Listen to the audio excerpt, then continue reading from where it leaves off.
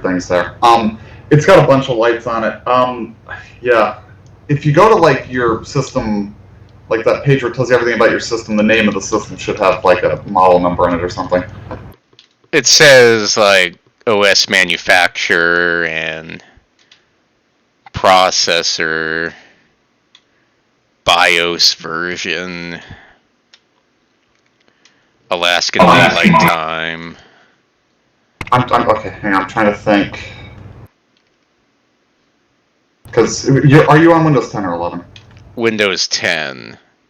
Okay, so if you go to System and then there's not like an About. I've got system summary, hardware resources, components, software environment. Damn, because in Windows 11 it's just on the About page that tells me it's an R15. What color is it? Black. Okay, is the front of it an oval shape or is it rectangular? Rectangular. Okay, then you are probably 2 models back. So it's not an oval shaped thing. The front light on it isn't a ring. I got it in 2021. Oh, what do you mean by front? The place where the power button is. Like, there's a bunch of circles with lights on them. Okay, is the front of the case circular? No. Okay. So the case overall is rectangular and doesn't have a ton of curved edges to it. No curved edges, no. Okay, hang on.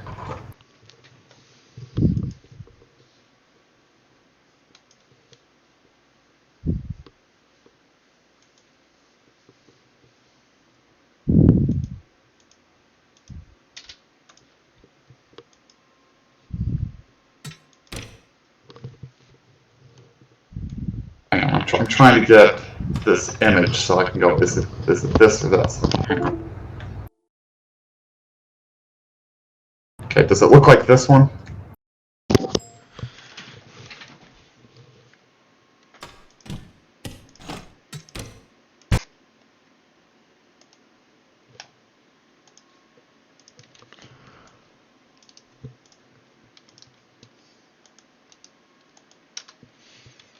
No.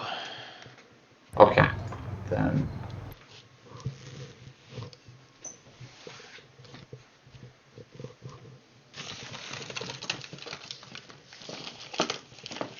But it's a desktop, right?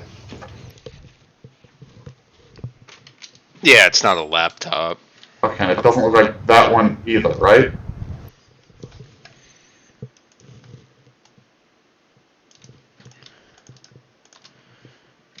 No.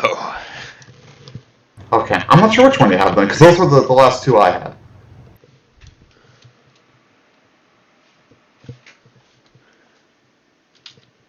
It's got the same LED color, though, that light blue. Well, you can change that.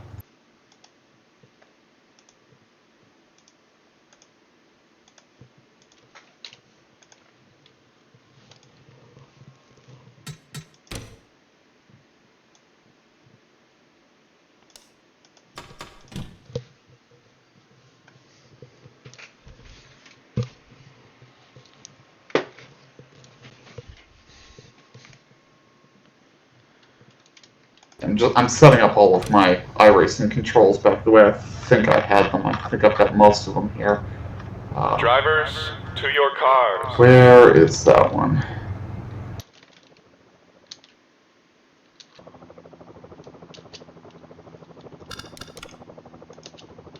Live from Daytona, we are running the Midway Daytona race at July 4th. Here's your starting lineup, sponsored by Coca-Cola, Budweiser, Marlboro Cigarettes, Valvoline, and Taco Bell. Get your Taco Bell at your local Taco Bell. On the pole, your man, Ryan Heuser, NOS Energy second in points. Second, John Batista, looking for win number 5 on the season, Wendy's Old Fashioned Burgers, the Dave Thomas Special. Third, Namesake, Coke Zero 400, Coke Zero, Alan Nesfetter. And fourth, Tony Long, Budweiser, the king of all beers. Fifth, Rick Jackson, Crown Royal, purple and more purple. Dave Miller, cigarettes, defending champ. Seventh, Rookie of the Year leader, Chauncey Redmond Jr. And Ken Pettit, Bob Marley Man. Back in his old ride, Volkswagen, Tim McDonnell, the new points leader. And Dakota Williams, Colorado Rockies. Matthew Dominique, A-Star. And John Tharp, Zigzag. 13th, Bill Werkheiser, pole sitter last week, not the pole sitter this week. And Logan Sheets, Pizza Hut Pizza. Get your pizza at Pizza Hut Pizza. Is the pizza absolutely The man, absolutely the man, Black & Decker, Michael Henson, and the struggling Donald Clorox Stewart. 17th, Georgia Boot Dobbins, and Ampio Stevens, 18th. Having a very consistent season. The strugglers, Craig Lee, outside the top 20 in points. And Johnny Reed Foley, a horrendous stretch. Failed to get a top 20 in several events lately. Needs a good run today. Adam Crapser, Monte Carlo, Green Bay Packers. And Zach Miller, Beepus. Rob Scarberry, STP. And the protege, Zach Michael, Coca-Cola, drink a Coke today. Matt Raboyne, Valvoline. Dave Daniels, Kingsford, put your pig on a Kingsford grill today. E85, William Perry. And Ken Joint, 2 green cars in this row. But Extravaganza will never go green. Markel Murphy, Red Bull Ford Mustang. And Scott Jackson having some great runs as of late. Jonathan Skrabix Boeing. And Steven Spears makes the show. Mellow Yellow, Hello Yellow Mellow Ford. Christian Torres, Toyota Camry, GameStop. And Tony Pizarro, Boston Red Sox, down to 3rd in points. Dalton Lucas, Little Caesars, makes the field. And making his first career start, Frank Womack in the Ziggy Moonglow 02. First ever car sponsored by Lowe's in this series. Let's see how Lowe's does today. David Butterworth, you're in good hands with David Butterworth. And Fanta, Trey Larkin makes the field. Alex Crapser, Pennzoil, Chevrolet. Way in the back, and Dan Johnston, Allstate Chevrolet. Mellow Yellow, Toyota Camry. Bink Lucas, Lifesavers. Scott Deutsch makes the field, Follett. Twinkie Man, Ben Gear, Chevrolet, number 29. And Tony Gunk makes the field. 3rd career start for Mr. Gunk. Drivers who did not make the field include Steve Inkman, David Baldinger, Kevin Corbett, Rod Weston, and others. Talk to the great Tim McDonnell. Tim, how does your car feel inside the car today? hang on. I'm doing stuff. Tim is in command at the controls.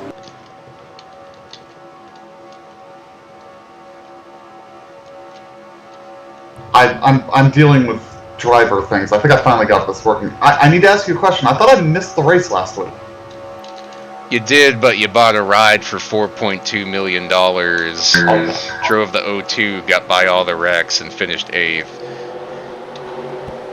I figured it was going to be something like that. Okay, that's cool. I didn't get to watch that race because life sucked. I think I finally got the fucking drivers working for the wheel. I got into iRacing and it was only giving me 90 degrees of rotation. But now I think I've got what I'm looking for here. Hey, I won a lot of races with 90 degrees of rotation. Yeah, but on a G27, that's not ideal. Also, I want my wheel to feel the way I want my wheel to feel, so...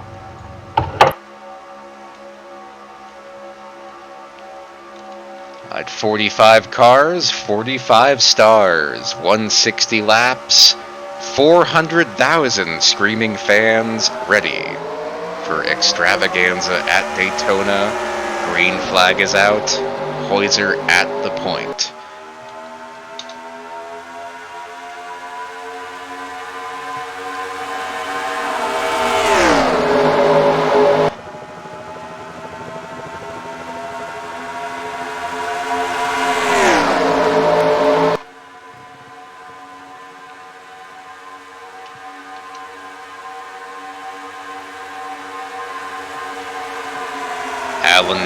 I remember every computer. It's a whole fucking nightmare with the wheel set up correctly. I'm hopeful that I finally got it working where it needs to, though. I had one time where I went into a race, and for some reason the wheel would not work. And I came in like 1 minute prior, so I'm scrambling to calibrate everything. And I barely made my qualifying. I know what you're talking about, where... Well, the primary issue is the drivers for the G27 don't natively work in Windows 11. They barely work in Windows 10. So all I need now is to get it calibrated correctly with the rotations right, but I've just remembered as I was trying to fiddle with it in the game controller settings, I don't think no matter what you do, it shows up right there, which is annoying. Like, at some point I want to replace at least parts of this wheel, but the wheel base itself I've been very happy with. I was thinking about only replacing the pedals this winter, but this is the kind of annoying stuff that might draw me to just replace everything. Be careful when you replace stuff, because it might not function well with the new material, or at all. Well, the issue I'm having is stuff isn't functioning now. I can't get this thing to calibrate at more than 90 degrees, and I don't know what I'm not doing here.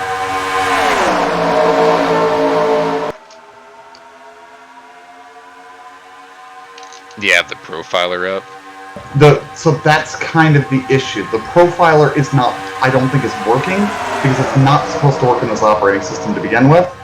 I have the setting where it's supposed to be in the profiler, but it's not carrying over to iRacing or anything else. I'm struggling to figure out why.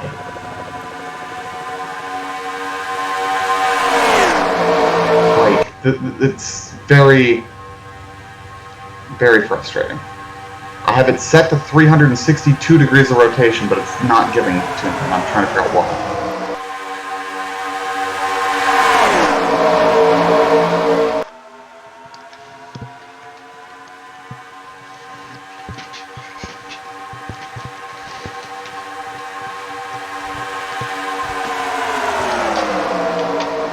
Yeah, like the calibration is not giving me anything more than 90 degrees. Why is that happening? This is frustrating as hell. I just want this working so that, like, I don't want to do anything with it tonight. It's too fucking hot in here to want to do anything with it tonight. I just want it to work. Hey, once it works, you'll be glad you got it to work. Once it works, I'll never have to go into this again.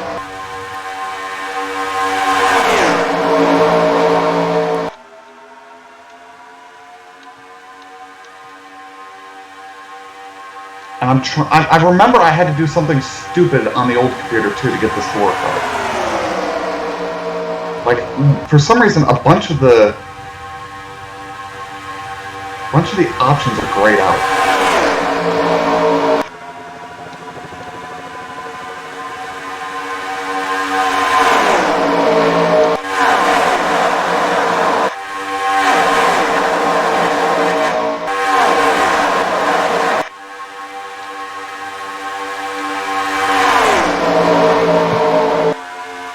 Ness, Feder, and Hoyser share the lead. Here comes the 87. Matt Raboyne will lead lap 6. Whoa.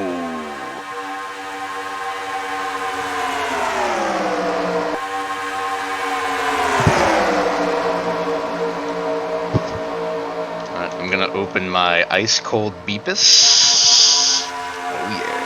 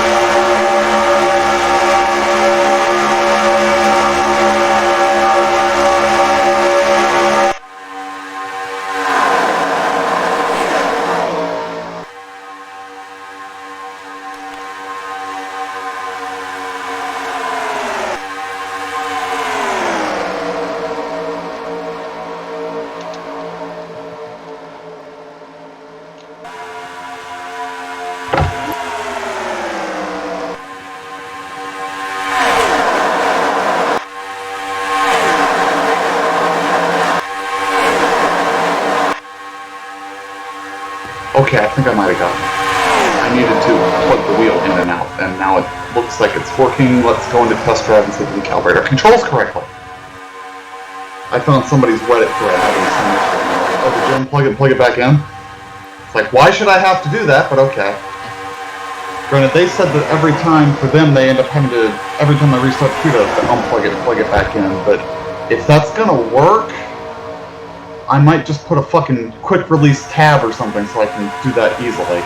Let's see if it is working in either scenario.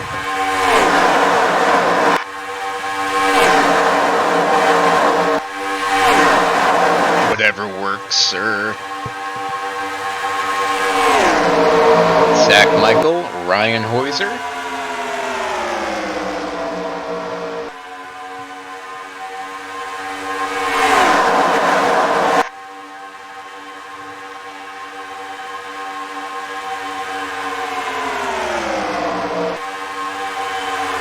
Okay, I think it's working now.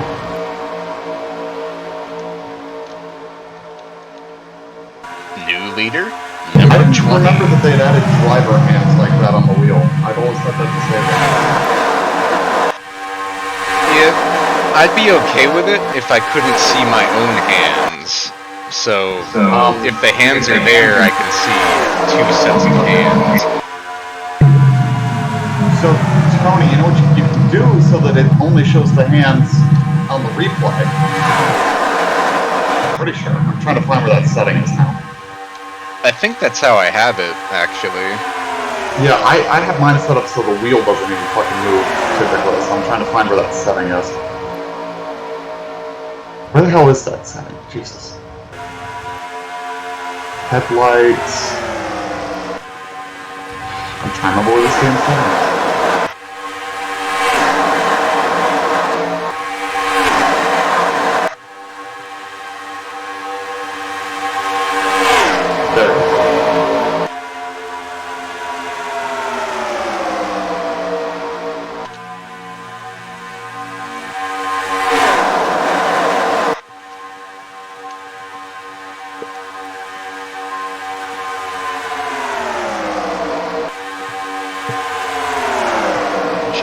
Stevens and Dave Butterworth share the spotlight. I don't know, the pedals are not calibrated correctly.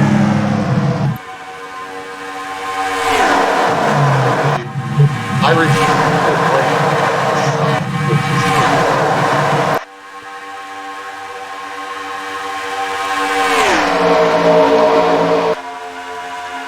well, it is in the car, but it's not. There's a setting for that, isn't there? What is it?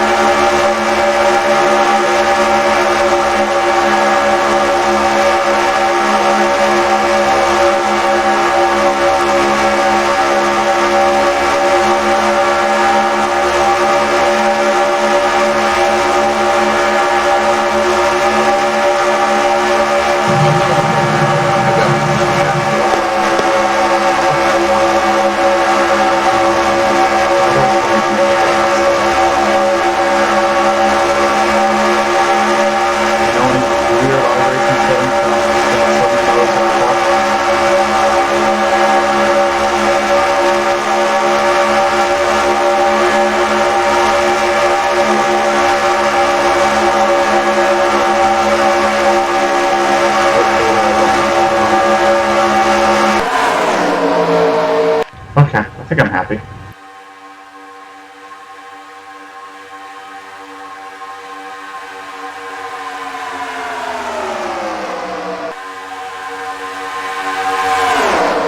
Okay, that seems all good. Now, do I want to fuck around with Truck Sim right now to make sure that's actually using my save data and all that?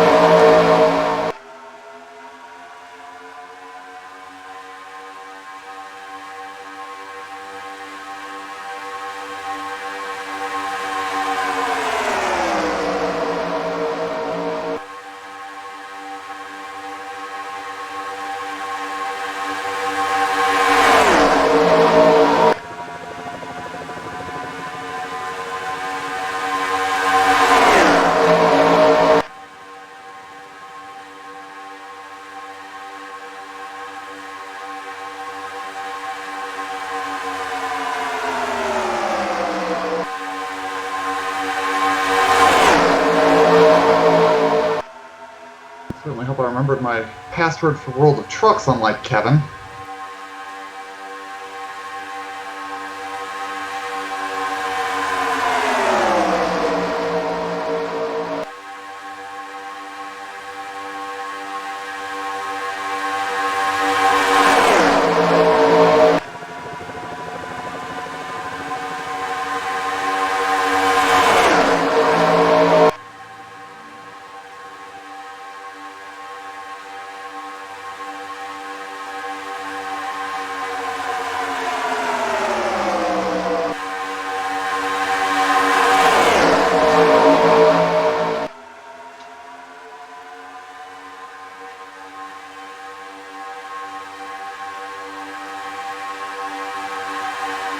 Did you watch any of the Bonanza race?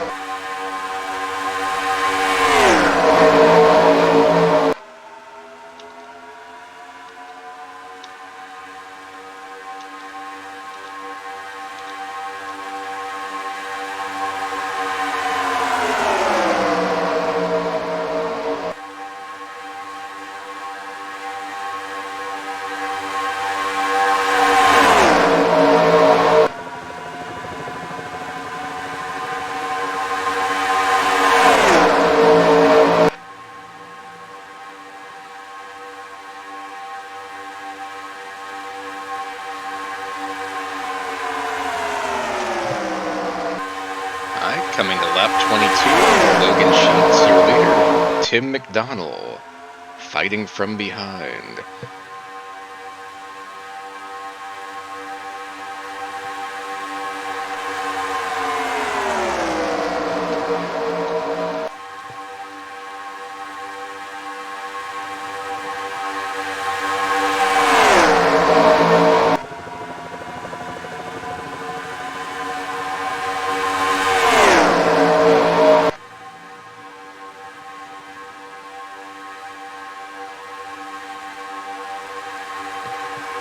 Quantum teammates, 87 and 58.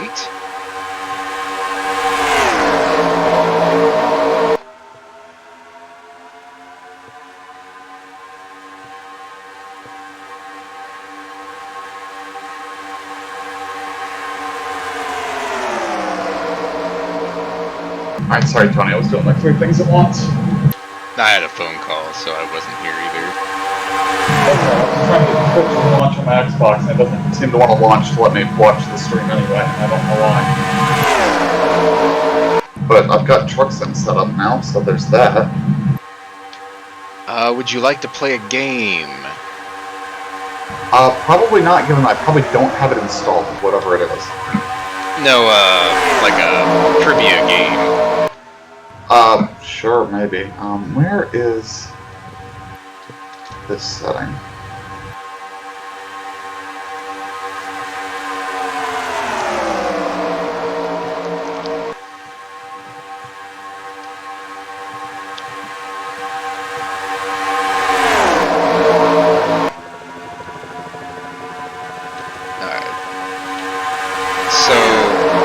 Between 4 different series, NASCAR, Formula 1, IndyCar, and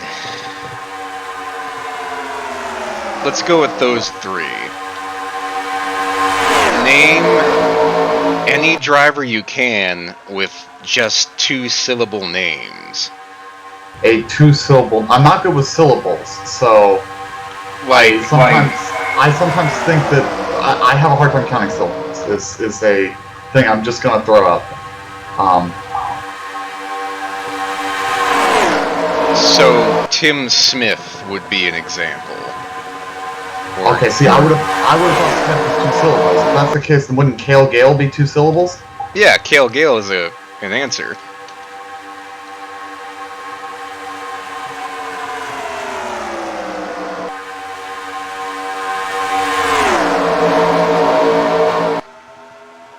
It's not even a guy I thought of, so it's a great answer.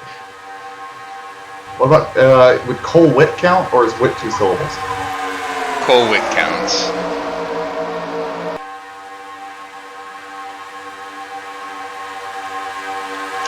How about Blake Cook?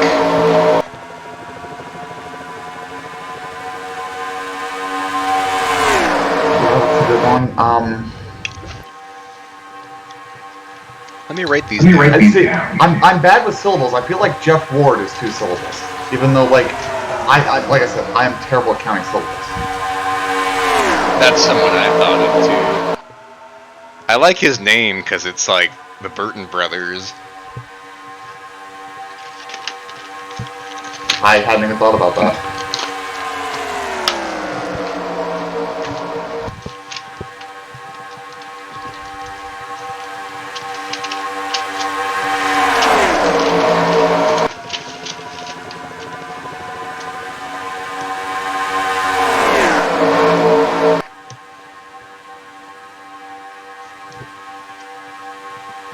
I'll be right back. I actually need to make a phone call myself.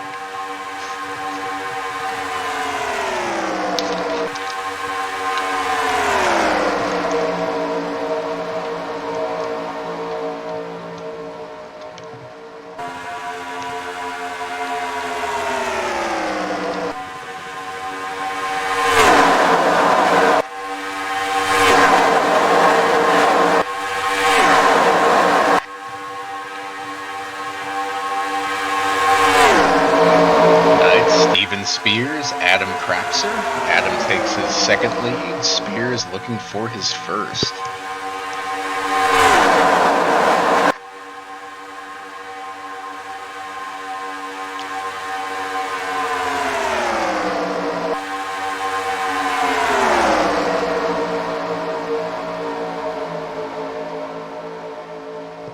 And he will get it. Stevens back to the front. Lots of leaders so far.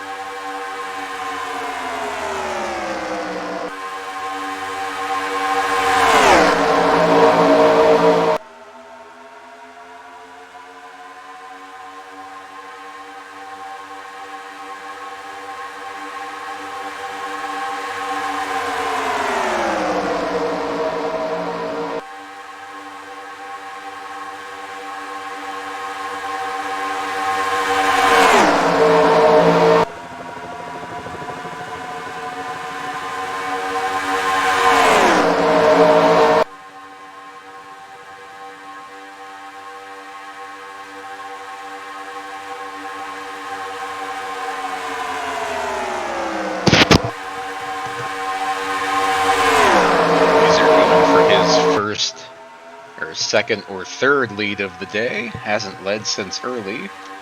Torres following behind. Nos Energy teammate behind.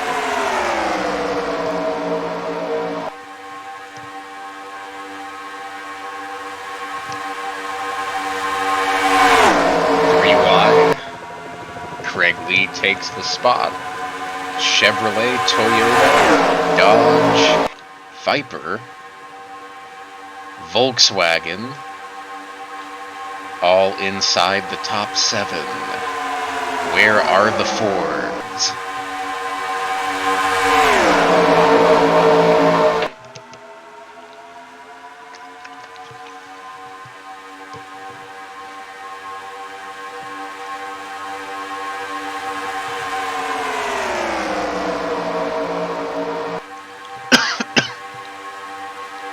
Tony Gunk's holding his own.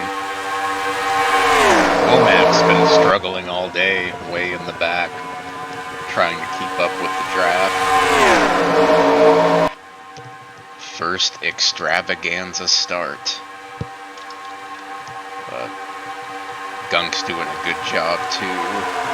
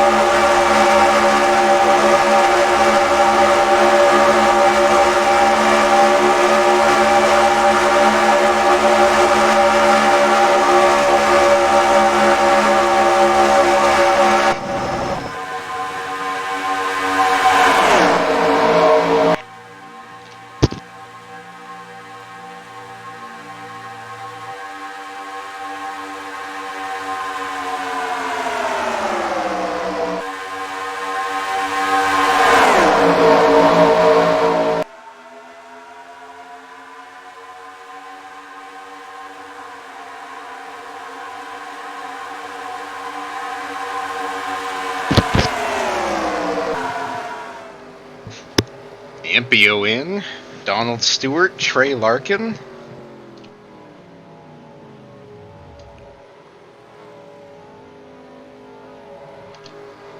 William Perry, Jonathan Scrabix.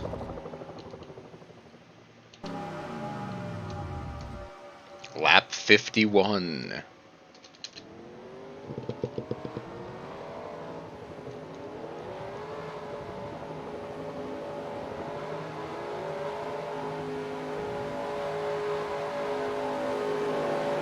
Frank Womack in. 3 wide for the lead behind. Pizarro, Nesfeder, Dominique. Whoa!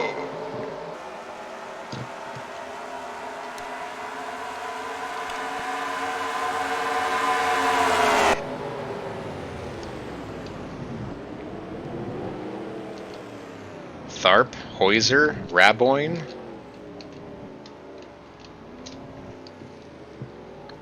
Redmond, Joint, Tharp again. Tony Long, Ben Gear, Dave Miller.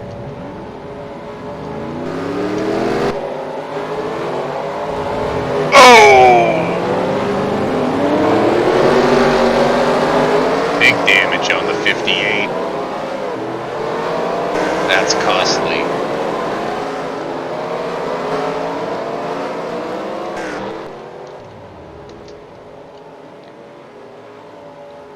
Bill, Zach, Adam,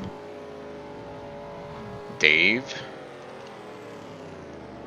John Batista, Craig Lee, Nesfeder, Pizarro. Whoa! Bink Lucas mowing the lawn.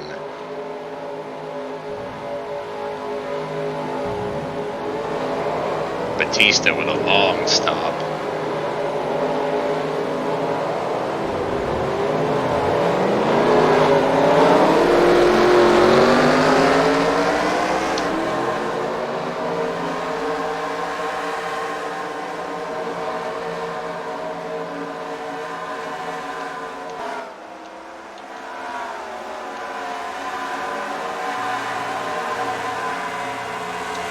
Looks like there's a pack these guys can catch up to. Maybe.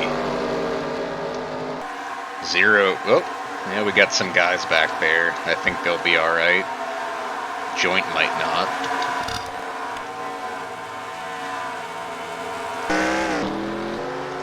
Alright, Logan Sheets. Matthew Dominique. Well, Sheets came in to repair the damage, so he's going to be a lap down. That's a huge detriment inside the top 10 in points. It's very close, so he might drop out. Especially if he finishes 45th. Dominique's gonna blend in. 3 wide, right behind Sheets for what looks like the lead. Ben Gear leading this race. Yo!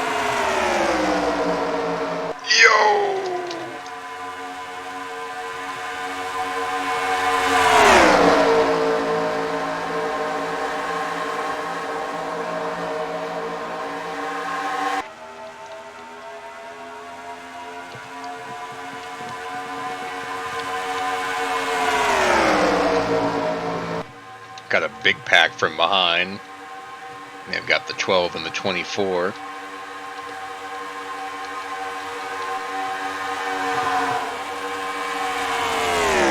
And Scott Deutsch having a great day. Almost won Talladega in 2019. But he didn't.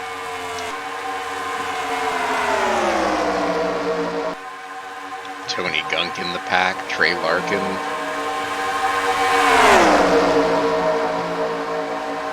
Aaron Cummings, Ben Gear, lots of guys outside the top 35 in the front 2 packs.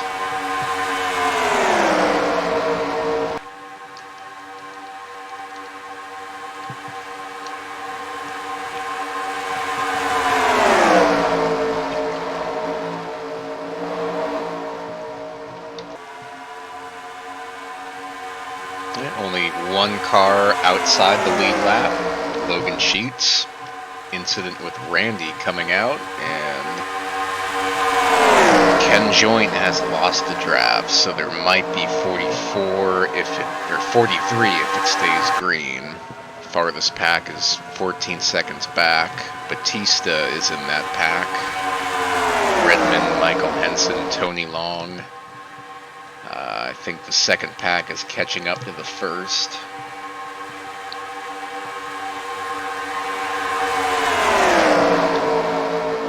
Third pack is about 7 seconds back. It's got the CFM teammates, a couple Lucas Racing drivers,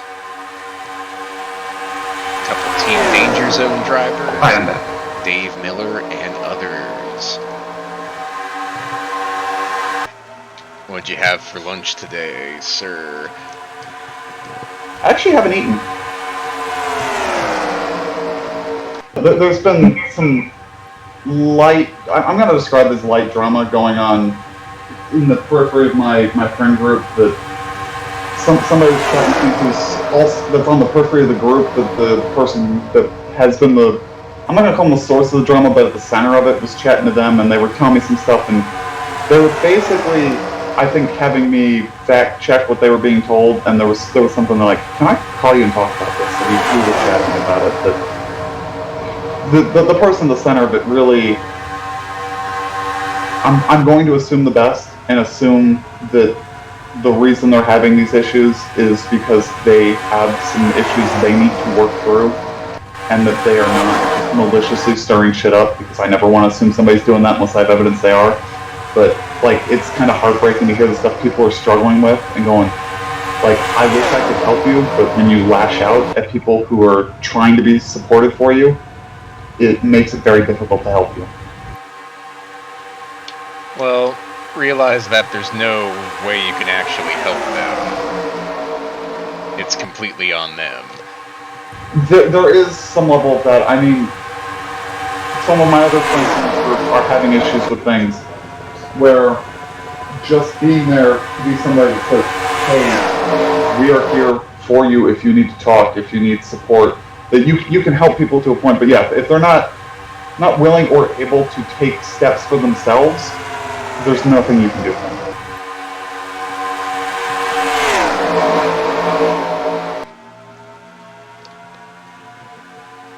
It's alright, just... Well, I mean, Go the through thing the is, day. it's just, I have... I'm pulling up Twitch on the fucking TV through the Edge app, because their app won't work. So, the thing that, like, tears me in half about it is, like, on one hand, I see them making allegations against people that I know well enough to know that what they're saying is not true, and they're saying things, portraying events that I was there for in ways that I do not believe is how any of that happened. Like, okay, I have to say something about that. I have to go, that's not how I remember that happening. It's very likely that that is how they remember it happening, and it's heartbreaking to me that they are struggling with any of these problems, if they're having these problems at all, because I just want to see everybody be able to be happy however they need to be, and to hear about people who are struggling and know that, and have a good sense that some of the reason that they're either lashing out at people or even unintentionally hurting other people is that they're deeply broken and need help and don't know how to get it. And that's very, like, I have so much empathy that it, like, brings me to the edge of tears to hear about somebody who is struggling and not being able to really do anything for them is heartbreaking for me. But at the same time, with this specific person, I know that the only thing I can really do that is going to have any chance of helping them is not letting them get away with misconstruing what happened or changing the facts of what happened, and kind of holding them accountable for what they've done, because not holding people accountable is going to help them. It's just, it's a shitty situation. I don't feel equipped to really solve it, and at the end of the day, the people that have been dealing with this person for longer, most everybody else that has dealt with the situation has basically had to give up on trying to help them because they've lashed out to the point of these people that's like, I've tried to help you, I've tried to be your friend, and you've just kept hurting me over and over again. This is not healthy for me. And it's like, it's totally fair that you can't help somebody to the detriment of yourself. It's just, I don't know. It's heartbreaking, and I don't know. Like, and one part I just want to, when they start going in one of the chats and running with some bullshit of stuff that I know isn't what happened and stuff where, like that part of me wants to call them out, but it's like, I don't need to be dragged into this. Like, because at the end of the day, I don't need this drama, they don't need it, and it's not going to help anybody. And hopefully this person finds what they need to work through whatever demon they have, because clearly they've got some sort of demons. I don't know what it is, but hopefully somebody can get them to accept the help they need. I hope. It's a very deep and dark subject, but, you know. Is this online chat? The chat is online. I've met this person in real life a few times. Actually, the person I was just calling I've met once. The person at the center of it I've met 3 or 4 times. The incident they were describing, I was there when it happened, and between being there and having been part of discussions afterward, I know all the details of what happened, so when they are relaying the story to somebody else who wasn't there, and I'm looking like, that's... The broad strokes of what happened may be true that you were asked to leave, but why you were asked to leave and what led up to it, that what you have told this person is not what happened.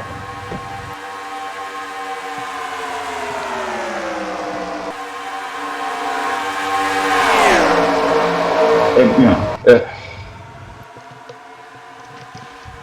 at a certain level, like, the person I was talking to was, once I was calling, they mentioned it's like, one of the reasons they kind of just started sending me messages about it privately was they had this feeling that the other person was lying to them or trying to manipulate them a little bit.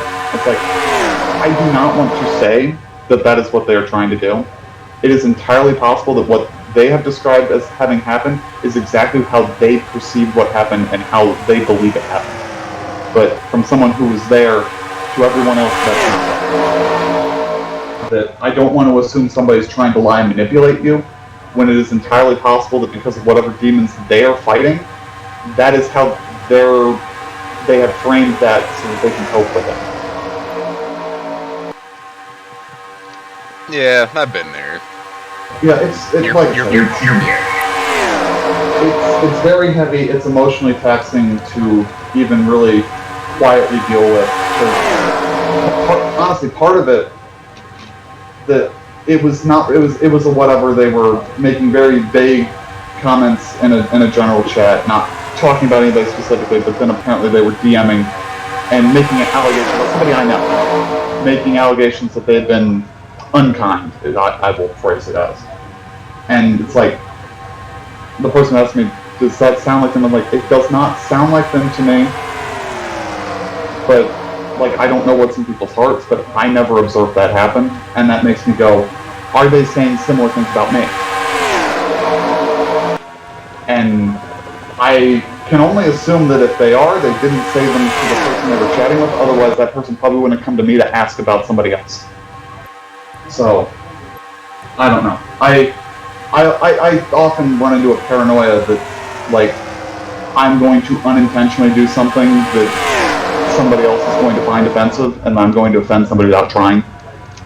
And, you know, we've unfortunately now kind of live in a culture where you can get just absolutely kicked out of a situation because you misunderstood something, said something that was insensitive you didn't even realize. And I have a little bit of fear of that every now and then, but at the same time it's like, I think I've reached a point with people I know enough people that know me well enough that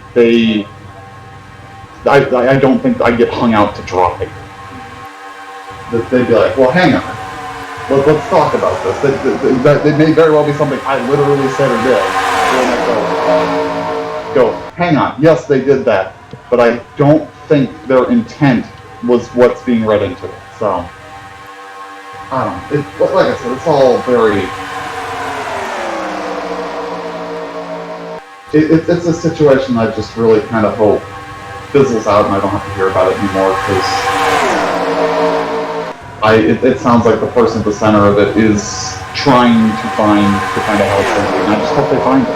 Like, there are very few people that go around causing problems for no reason. Usually people that are at the center of problems have something deeply broken with them that if they can get that fixed, that they will come out of it better, and that's what I hope for this person, is that they can figure things out that they need to figure out and get the support they need to come out of it a better person, and just be able to look back at all this and go, wow, that was really dumb, I can't believe that was me. But that's all I can really hope for. It's a very admirable position, sir. I've said it before, I am willing to give a lot of people the benefit of the doubt way too long. I mean, think about it. How many people got banned from the NRL because I banned them? I don't know. Zero? I think I banned one person legitimately. Dan Hansen got kicked. He was intentionally wrecking and then he got suspended for intentionally wrecking somebody. And it was blatant. And then pretended to be somebody else. And we all saw through it. And we're done. I'm trying to think if there was anybody else. Like, we jokingly banned Carl Edwards. I think we jokingly banned John Hunter Nemechek, knowing full well that it didn't matter. If they had showed up, we were actually going to let them race. I'm trying to think if there was anybody else that we ever legitimately kicked out. There was KMR. That kid was basically blacklisted, but he came around just causing trouble. Wasn't KMR Kevin? No, but he knew Kevin. He and Kevin knew each other very briefly. They raced heat together and then came over and ran N4. And then I think, honestly, my impression of what happened with KMR is that he was on the younger side and felt that because people who were racing with him were coming and having fun racing with us, that we were going to steal him away and that he needed to do something about that. But, you know, I know it was a kid. They took our rule book word for word and pasted it on their website. They didn't even change the part of who owned the league. Like, they put my name, I think Dalton's name, Foley's name, I think your name on their website as people who run their league. It's like, bro, I'm not going to be upset if you steal some of my rule book. That's fine, that's whatever. It's not super original. Hell, if you had said, hey, even when I honestly kind of thought the kid was a little piece of shit and wanted him off my website, if you had said, fine, whatever, I get it, I won't race here. I like your rule book. Can I take it and make some tweaks to it for my league? I'd be like, have at it, I don't care. I mean, there was, the shit that happened with Zach. I don't believe at any point, I think I said this more than once, that for me, post that, I was always going to let him come back, as long as he apologized for fucking up the website. I understood basically everything else about it. The part where he vandalized the website was the only part where I was ever like, come on. It's one thing to say, I don't feel like this is a place where enough people are supportive of me. I don't feel like I want to be here. I'm leaving. Totally within his right. To go in and just delete all the old Truck Series stuff and delete all those watches, like, don't do that. But, you know, well, he shouldn't have done that for his own sake, but he was younger then. And I understand. I fucking did stupid shit too. Yeah, Foley deleted the whole league for like an hour. I was there. I think, didn't he do that by accident though? No, he did it on purpose. Oh, I wasn't even around for that. Yeah, that was like 4 in the morning. Yeah, I mean, we all do stupid things from time. We all did stupid things when we were younger. I think, I don't want to put words in Zach's mouth, but I'm pretty willing to bet that if he started talking about that, he would admit that some of the things he did were stupid. But at the same time, like, I was giving him a lot of leeway because I felt like I understood where he was coming from. But, like, Ken and Craig and a bunch of them were just... They were always trying to pick him apart. And I can get it from a certain level, but when you're not even racing in those series, I don't know why you care. In all honesty, I think he was a much better... Of the people who have admin the 2003 series, he was not the worst admin we had. He was much better than Scott, and he was much better than Zach Miller. I mean, for fuck's sake. In Scott Drake's series, Zach Miller blatantly and openly, intentionally wrecked me on the last lap of a race because, and I believe the quote was, I was winning too much. And Scott did nothing about it. That sounds like something he would say. Like, do you remember the Dover race that got me and Dale suspended? Yeah, I was involved in that crash. Yeah, like, I got suspended for that. It was one of those things where I don't know to this day that I would necessarily say that I think I deserve to get suspended, but it was like, okay, like, I understand why this is happening. I don't know that it's what I think is fair to me. Because to me, I had an incident early in the race with Dale that was, I still think probably more his fault than mine, that he checked up in the middle of the back straight away. I was already off the gas and I still ran into that. It's like, I'll put the hand up and go, sorry, I hit you. But you took responsibility for your part in the accident. I did deflect, but... And technically you did intentionally wreck the same way he did. I did. Which is against the rules, so I got it. It is 100% against the rules. And by the letter of the law, I broke the rule. But the mitigating circumstance, in my eyes, is he had, I believe, just intentionally wrecked me twice and was in the process of trying to do it a third time, so I beat him to it. Should I have done that? No. Do I think I deserved the same penalty he got? No. I think I should have gotten a lesser penalty. If everybody said we're going to suspend Dale the rest of the month and me 1 week, I probably would have gone, okay, fair. But because we got the same penalty, I felt that was unfair to me.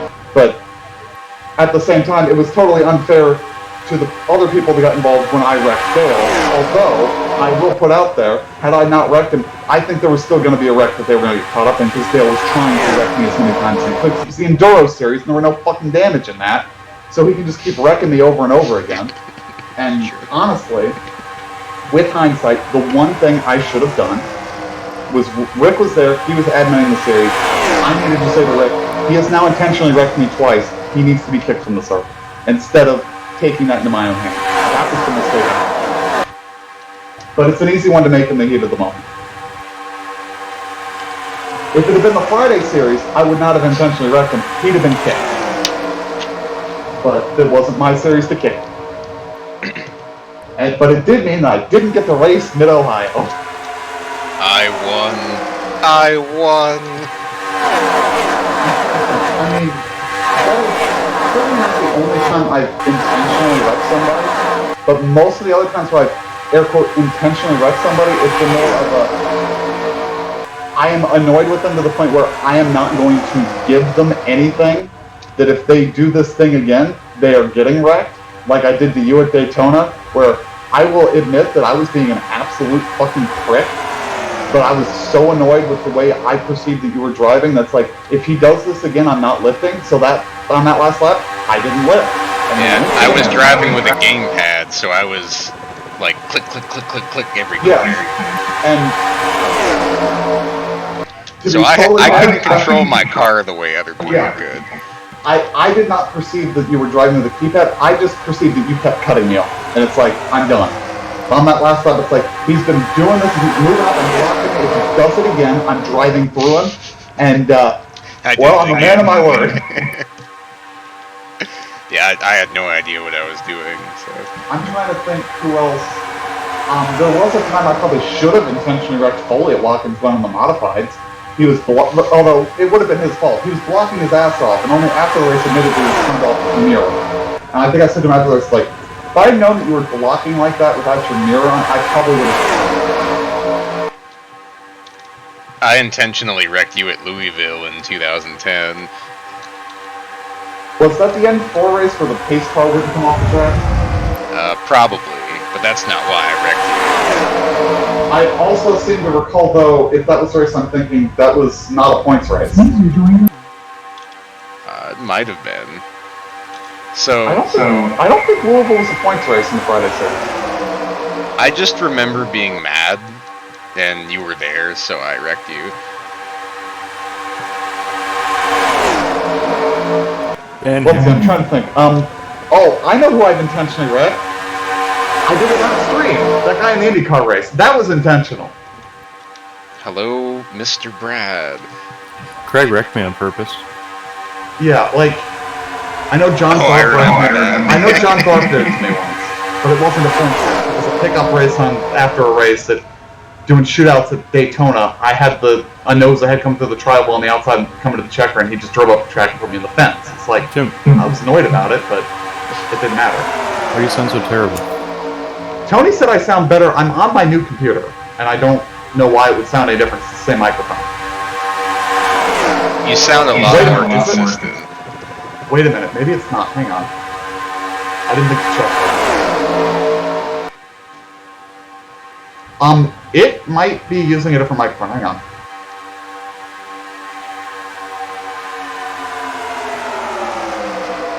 I remember that Daytona race at the end where you were gonna win, then Craig's like, nah, I'm just gonna turn you into the wall. Yeah, and then you got a penalty for it.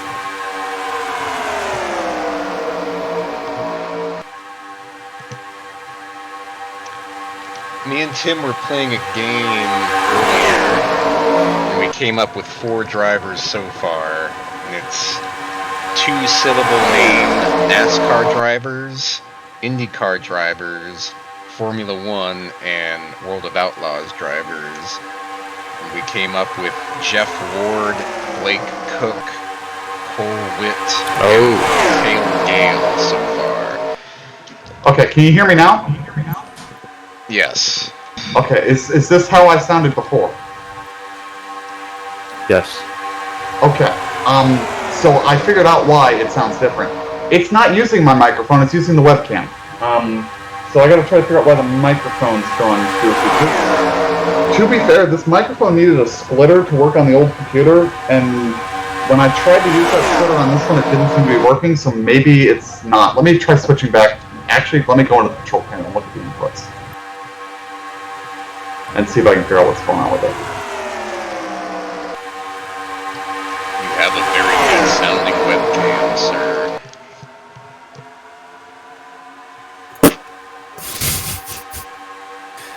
Zito from the Pat McAfee Show will be attempting to eat 7.5 hot dogs in 5 minutes.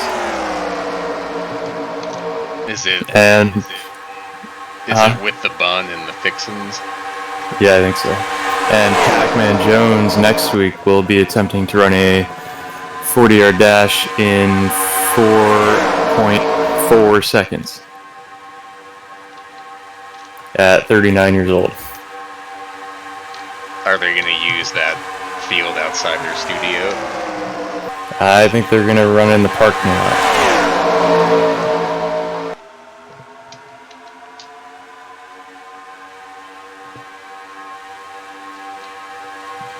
Yeah, it looks like the headset mic I can't get to work for some reason, and I bet it's because the splitter's missing. So that's annoying. Unless I'm plugged. No, it says I'm plugged into the jack mic. Interesting. I'll have to look into that. I need to get a new headset. So if I'm audible on this and it's not feeding back, I guess it works. You're definitely audible. Yeah, let me... 42! 42!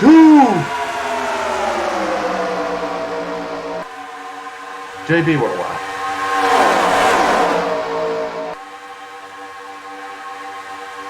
Also, Alex, my hotkeys for TeamSpeak work now. So it may be only an issue.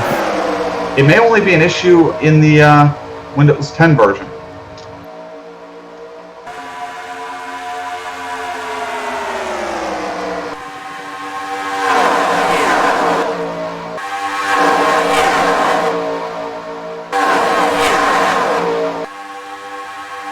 Yeah, I guess I might need to look at a USB headset. I could stand to get one that's an actually decent headset. What I wish I could find is a USB headset, though, that you could just wear the microphone. I don't like wearing a headset. I've got these nice speakers for a reason.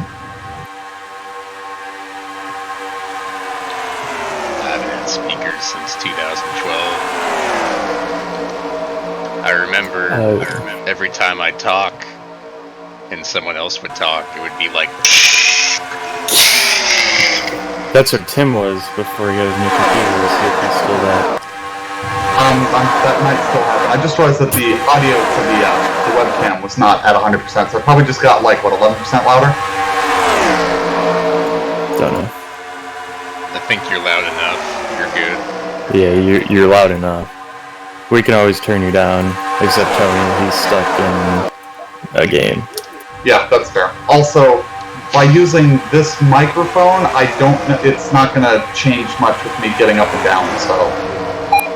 Jesus Christ, what the I guess I should be looking at the weather out there. Tornado? I hope not. We've been getting some thunderstorms. You know, just really mean thunderstorms.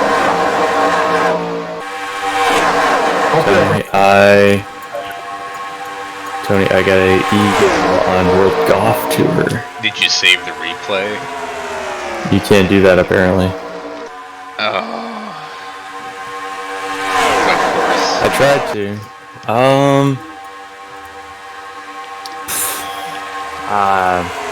One of the ones that it's kind of hard to tell where the green starts and the fairway ends, and it also is a hole where it, like, if you overshoot the hole on the green, there's like a bank there and it comes back down, and that's what happened. That's cool. So it hit the bank and rolled back to the hole? Yeah. Do you have massive wind? No, I don't think so. No, it was a par 4. But you made it in 2. Yeah. Wow. Dude, I wish I could see that like so bad. It was just like a super lucky shot. Yeah, that would go in the Neural Gaming log. Oh yeah, I'd be recaptured and revitalized multiple times. Yeah, and then I had a chance to putt from like 8 yards out for eagle. At, you know, that Pebble Beach hole where you kind of got to go like over the ocean or lake or whatever, but it's par 5. I don't know if it's I think it's in the front 9. Well, you tee off and you go onto the fairway, and then basically you're staring straight up at like a mountain, which is where the green is. Oh, that one. Yeah. I got there in 2 because I had a lot of wind, but then I missed like a 10-foot birdie putt. Or 10-foot eagle putt. I know it rolls like 100 yards after it lands. Yeah. St. Andrews is a good place for getting eagles too, but you gotta have the right wind. You hit the crosswalks.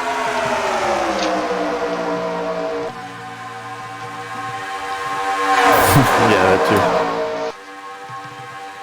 Unless you get stuck on one, then you're kind of in trouble. It takes your ball away. Like what? Yeah. It's in the middle of the course.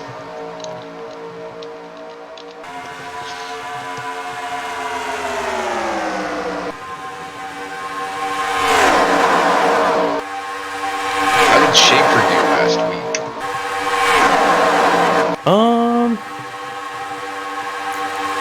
Oh, actually, last week, the All-Stars were off. He raced his late model.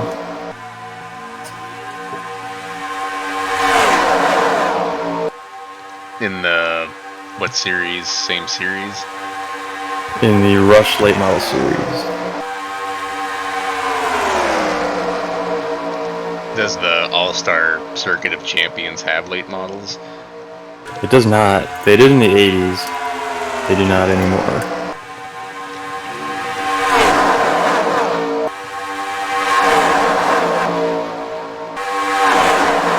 I'll look up if he's racing anywhere this weekend. No. Well, not yet. So he qualified 23rd, 5th in the heat, 3rd in the B main, and then won the non-qualifier. It's pretty good. I don't know how good that series is. Not that good, but they had like 57 cars, so... Cream of the crop rose to the top. Yeah. Well, yeah. He kind of ruined his entire week by not qualifying that good. How'd you do last week? In real life? Yeah. 6th. Dude, that's like good. What track? 141. Alright.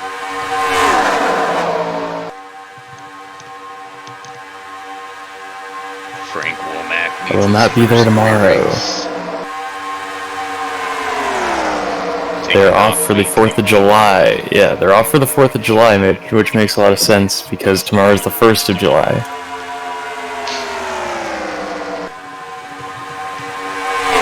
That's weird.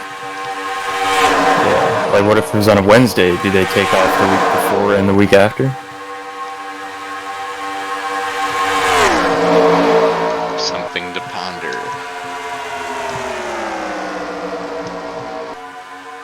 Have you done any iRacing lately?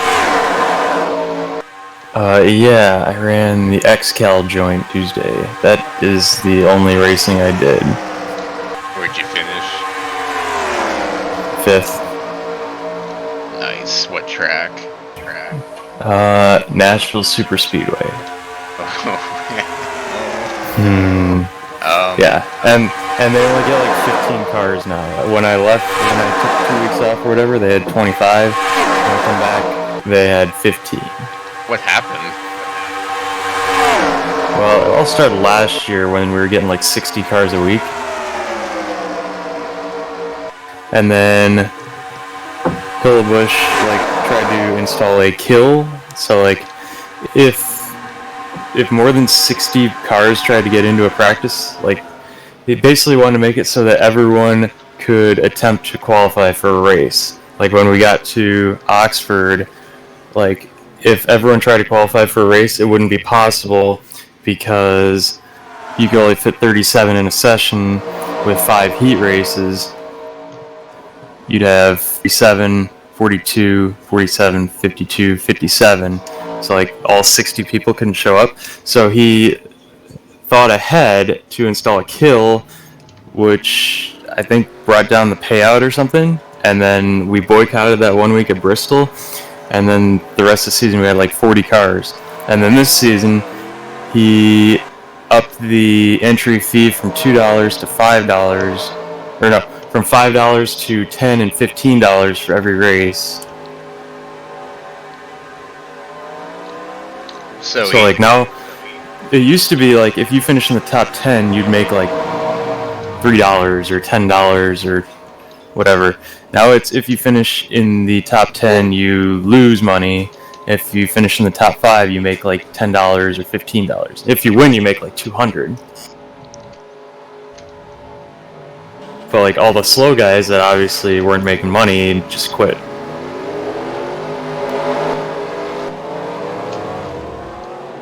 Okay. So they prioritized to make more money, and the guys that weren't going to make it back just said, screw it, I'll race somewhere else.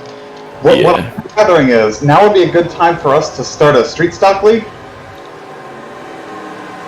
No. Nah, no. I will not run a street stock league. Oh, okay. That's a shame. They had a really, really competitive series, and it's a shame they tried to change something. I could understand, like, so, I making sure I understand what the issue was. They ended up with car counts so big they were turning people away, right? Yeah. So, if I ran into that issue, not only would I be thrilled, I think honestly what I would do is go, why don't we start kind of the system where let's say we have 80 people showing up for 30 slots, let's say. The top 20 in points locked in, so that's now 60. We have those 60 compete for the next 10 in there, and then we do a second race for another 30 that is, like half points or something. Kind of create an up and a down sort of thing. I think that method of overthinking, Tim, is what got the league in trouble in the first place. I mean, it does double the amount of cost of all the sessions, though. But you do have that thing. Well, they do have a second tier series, like 4 people show up for it, and you can't run it if you're a winner or something in the current season in the main series. Yeah, I think you can find a way to make that work, and I think honestly the way I would have that work is that if you're a certain level of points, you're just going to automatically be into the big race, and the people lower than that then get to qualify their way in somehow, whatever you're doing. And then everybody else gets to run in the lower series, so that worst comes to worst, you get to race that lower series. And maybe even tweak it in such a way that you, at the beginning of the season, like if you're trying to field 30 cars, the top 40 from last season are in the upper series, everybody else is competing for, a certain number of spots, and do like relegation like they do in the Premier League or something. Like, there are systems to make that work. Having too many people showing up should not be cause for changes that are going to kill a league. There should be signs of, we have so many people that want to race that we need to find a way to let them race. Yeah. I agree with that. I think that's what they were doing, but then they charged them money. I can understand charging money for an iRacing league. I think, honestly, how I would do it, and I don't know how XCal does it. It's always been money, though. It just went from being 2 seasons ago to 5 last season to 10 and 15 this season, depending on the race. Was it an entry fee per race or per season? Per race. Oh yeah, $5 a race is like, there's some people that can't afford that. Is that to enter and not necessarily to start, or is it you qualify and then you pay and then you're in? That is to enter. So yeah, guys were paying and not even the race. Right, but there are also guys paying, making the race, and finishing 32nd with 32 incidents and losing an extra $7 because of incidents. Yeah, that's where I think it gets a little silly. It's one thing to charge like a $5 entry fee for a race, and for you, if you finish dead last, that you paid $5 to have fun.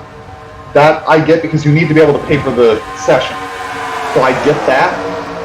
But when you're then going to have additional fees, did that system actually create any cleaner racing? I don't get the impression it did. Yeah, it did. Okay, then maybe it was working in some way.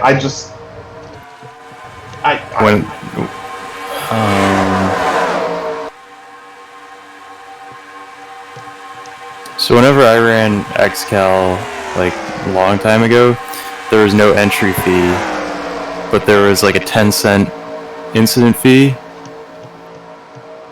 I think there was an entry fee, but it was for the season. And then there's a 10-cent incident fee, and we had like 14 cautions a race. And then when it was $2 entry fee and 25-cent incident fee, there was like 3 cautions a race. Yeah, like that's like with a 40-car field, right? Yeah, we were getting 3 cautions per race, like a 45-car field. And they had that system down perfect. I wouldn't have done the entry fee, but it worked. I mean, it for this season, the entry fees totaled to like $400, whereas last season it was, 30 races times $5. It would have been $150 for the full season. Now it's $400. Yeah. Well, I mean, if you're gonna do 300-lap races at Nashville, you're gonna want 40 cars on the track. Yeah. Then it was so boring. We had no cautions, and obviously because we had 15 cars. Yeah, like I'm trying to think if I wanted to run and a $15 entry fee. I'm trying to think how I would want to like do that. I mean, obviously you got to figure out for every session we're going to host, what for the whole season is our cost? How many cars are we expecting? What is our minimum entry fee to break even? And then you got to figure out, okay, if we want to do prizes, how much do we need to add to that to be able to offer prizes? And did XCal have a title sponsor? Way back in the day. Okay, but they haven't recently. Because to me, I'm really not going to worry about giving large prize for anything unless we've got money coming in outside of the entry fees. If it's just the entry fees, I'm going to keep the entry fees as low as I can, and we're just going to cover costs. Like, we're not going to offer prizes. We're going to cover the cost of us all being able to have fun. If we decide we want to do more than that, then we look for ways to bring in more money. But I don't know. Is XCal a profit organization? He's got a big thing with the Google ads right now. If you go on his site and click on the ads, you get a virus on your computer, but you add 23 cents to the point fund or whatever. Or are they trying to make, like, is Aaron Hillebush trying to make money himself, or is this just to increase the cost? I don't think so. That's a good I don't question. think he's making any money. They broadcast those races, don't they? Yeah, they're on How to Suck at iRacing. I imagine they are paying to broadcast it and then not running ads, right?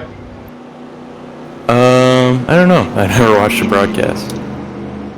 Like, that to me seems like if you've got a league that you're trying to increase the profit for between title sponsorship and website sponsorship and that kind of stuff, if you've got a competitive league that people want to watch, that's where you can get the money for the prize fund, is to get somebody. You could probably, I'm willing to bet, if you had an iRacing league with that many cars in it, you could go to one of these sim racing companies that does the setup shops, the custom wheel stands, that kind of shit, and go, hey, if you're willing to give us $500 a season to go to our prize fund, and then you dole that out however you decide to, we'll put your logo on every car, your logo will be on every stream, your logo will be at the top of the website. $500 for that, for some of those companies, is easily they do it. I mean, I would think anyway. That would seem to me to be the way to get a prize fund, not making it so people are actually operating as a driver in a sim racing league at a loss. Doesn't seem like a good plan to me. Yeah. You could buy an overpriced mouse pad from the XCal web shop with my car on it. I'm gonna buy that. Is that one of those, what is it, like Teespring or one of those companies? Because I've seen that. There are a lot of those where they, not only is it pretty expensive because it's made to order, but also then like whoever, like the company itself is paying to produce them and charging that, and then there's a little bit extra to pay tax and go to all that stuff. That's some cool stuff. But you know, I think it's readily apparent. Any league I'm ever running, like as an admin, we're here for fun. It's not a business. We're not trying to make a profit. If somebody wants to throw some money at it, sure. If I started an iRacing league and Tony said I'm actually independently wealthy, here's $500 for a prize fund, I wouldn't say no. But I think Tony can remember, what was it, was it the shootout or the Monday series? I think both of them, you briefly were doing a payout for those, and I think each time I said, just roll it over, don't send me 27 cents, Tony. Yeah, Glenn got 8 cents. I think Ryan won like $20 because he kept winning. Yeah, I do remember there was a paid N4 race. That I don't think it was pay to enter. I think it was just Bill or somebody decided they wanted to put on a big race and they were going to put a prize up for it. And I think I got like $10. And I've won a little bit of races. Like I've done some hosted sessions where there was money to finish at a certain spot. So I've gotten a little bit, but like in my life out of sim racing, including being paid to do some paint schemes for somebody, I think I've made $10 and $30 in iRacing credit. That's about it. Oh no, I forgot about that. Whatever fucking shit-ass league Zach and I raced in. I guess that was $60 worth of iRacing credit. It's enough to buy you a Ben & Jerry's fun box. It's a shame Deltason didn't pay for any of their series, right?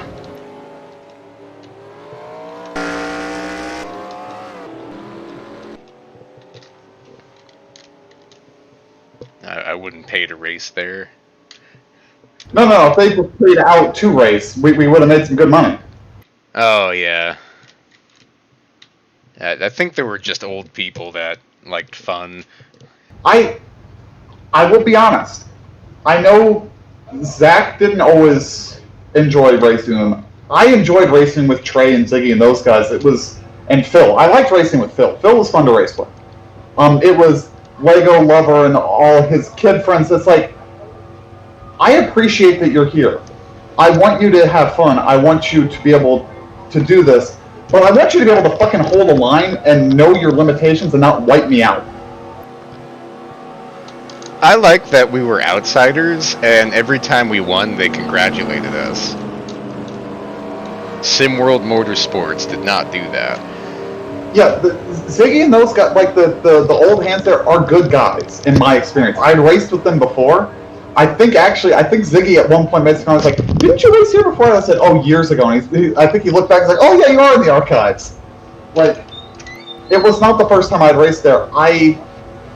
As much as I will say some of those races were absolute silly bullshit because of the weird way they run the league, I enjoyed those Delta Sim races.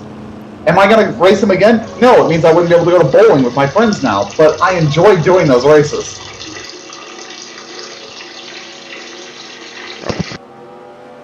I remember having fun. Oh, what was that fucking dirt track? Was that Lakeside, Alex? Where you figured out that there was more grip on the top line, and it was about the last 3 laps I figured out that's what you figured out, and I really gave you a run for your money?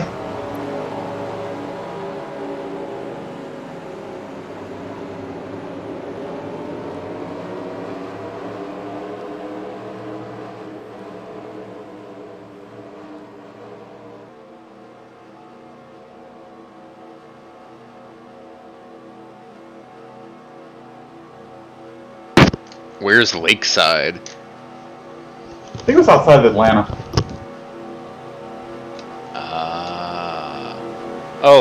Lakewood Speedway? That's the one. The one with the lake inside it. Yes.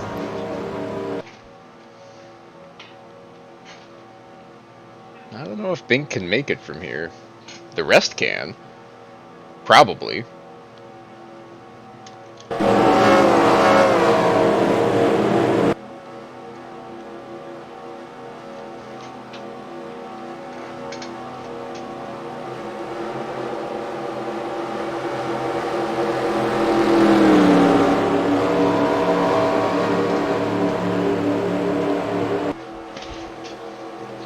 Yeah, like, I enjoyed the Delta Sim racing. I enjoyed the cars. I'm bummed I never got to torture Ziggy and Trey with my Hatsune Miku Mustang, but, you know. I had a lot of fun at Bridgehampton. That was the first race I think I've ever run, especially in 2003, where the best way to describe a situation was a virtual safety car. It was okay, though, because every caution you had to scream back to the field because the pace car went 110 miles an hour. You couldn't catch the pace car. It was entirely pointless for the caution to be out. I think the first one I slowed down and then realized the pace car was half a lap ahead and lost a ton of time on track because I did that. If I just kept going, I would have kept more of my gap, although I don't remember. Did you or Alex win that? It wasn't me because I crashed. It wasn't me either. I think I was third. Uh-oh, who's in the dirt? Why are we in the dirt? I think Rob wanted to say hello to Mr. Redmond. Is Rob a lap down? Yeah, I think he's a couple laps down. Yeah, I think he was probably just pitted late on that and still coming fast on the inside and everybody ducked low on the start, not realizing it's still lap time.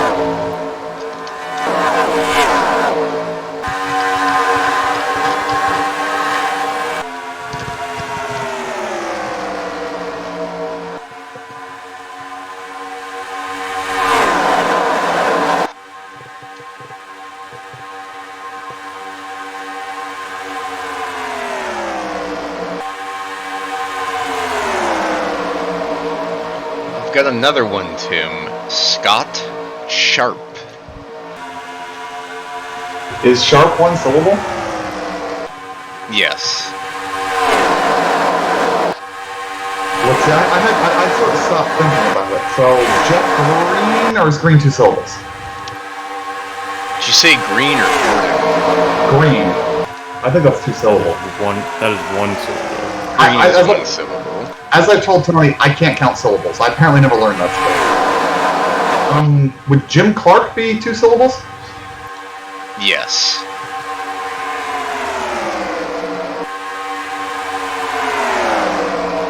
So we got Scott Sharp, Jeff Green, and Jim Clark. That makes 7. Yeah, I'm trying to think of F1 drivers.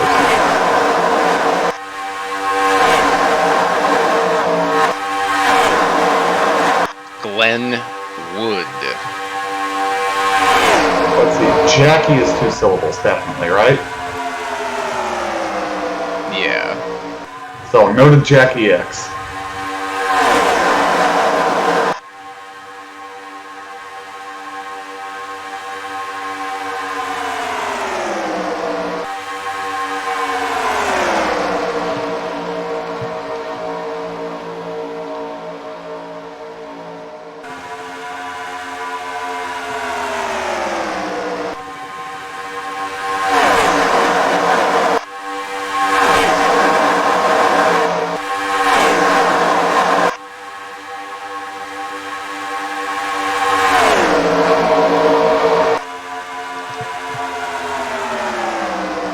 Oh, Phil Hill. That's a good one. Isn't he the last American champion? I believe so. Jim Hall. I'm just like reading old F1 charts here, seeing if I can come up with any. Who's Jim Hall?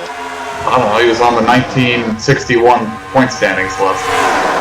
Well, let's not look at it. And 62, yeah, I'm just... What I really should do is just look where I was looking here and just see if there's any names that stand out to me. Well, I have to put in Jim Hall now because you looked at it. Yeah, I mean, that's fair.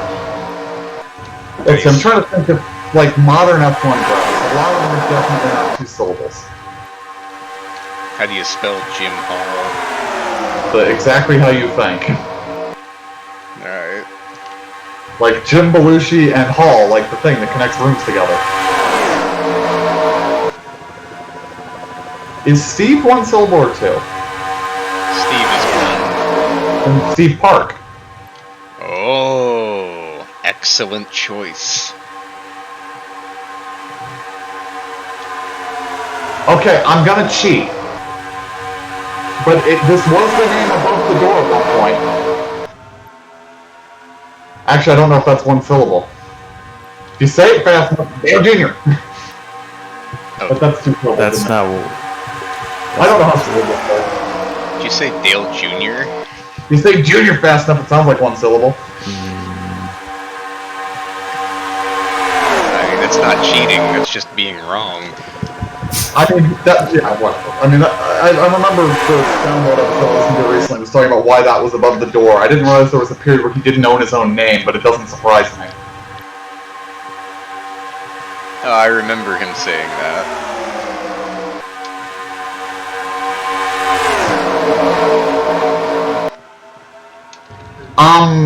Oh, I just thought of one. I think. Probably is 2 syllables, but I don't know that we're allowed to talk about him anymore. We can. Cody Ware? That's 3. Is there a second syllable hiding in there? Cody's 2.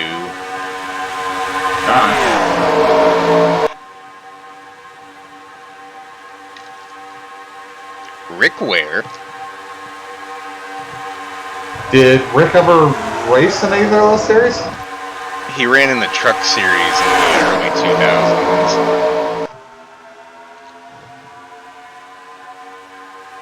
Rick Ware ran a cup race.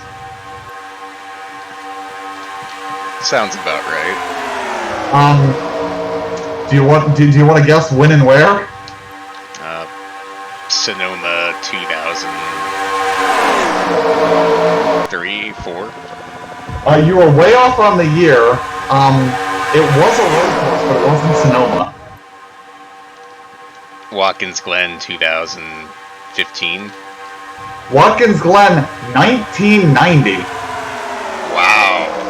He ran the Otter Pops number 22 for DK Ulrich, DNF'd after a brake failure. Finished 36th. He attempted a race in 98. I'm trying to find that one. That's really cool, actually. In 98, he DNQ'd at Sonoma. 2 Xfinity races. Nazareth in 1990 with Otter Pops. And Atlanta in 1995. I didn't know they ran Nazareth in 1990. And he did run 16 truck races. All but one racing for himself. His last start was not for himself. Probably ran for another back marker. Rodney Smith. What car? Oh, hang on. I'll have to go back. I was looking at his ARCA start. It was the number 66 IWX Motor Freight Chevrolet. Oh, isn't that a... It sounds like a Coulter car. It didn't complete a lap. That might have been a Coulter car trying to get Mike Bliss or Travis Kvapil the championship. What year was it? 2003. Let's see. He ran Atlanta and ARCA in 95. And 10 K&N Pro Series West races between 98 and 99. What track was that race at that he did that? The ARCA race or the truck race? Truck race. Michigan. Oh. How many laps did he run?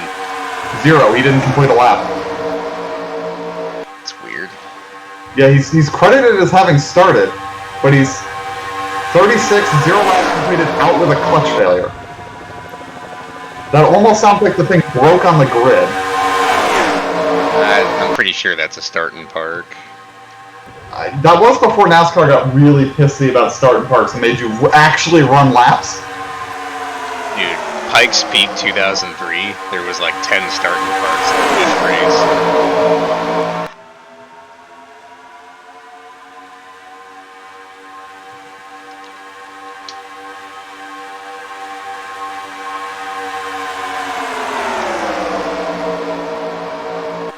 Oh shit, we're stupid. Sam Ard.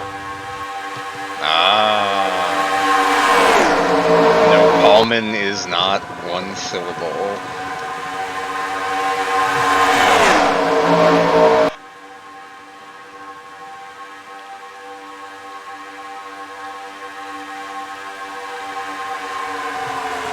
Alright, so we got... Did I say Greg Ray? Who? Greg Ray. Good one. So Glenwood, Phil Hill, Jim Hall. I'll put an asterisk next to that. Steve Park, Rick Ware, Sam Ard, Greg Ray. Both Jeff and Mike Green, right? Mark Green. Famous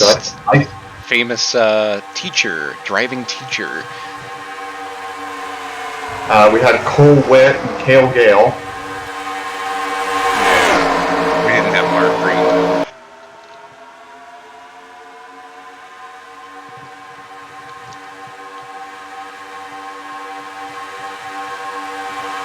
Got 15 of them.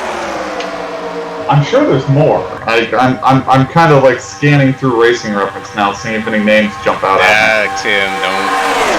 I was already down Racing Reference. That's literally cheating.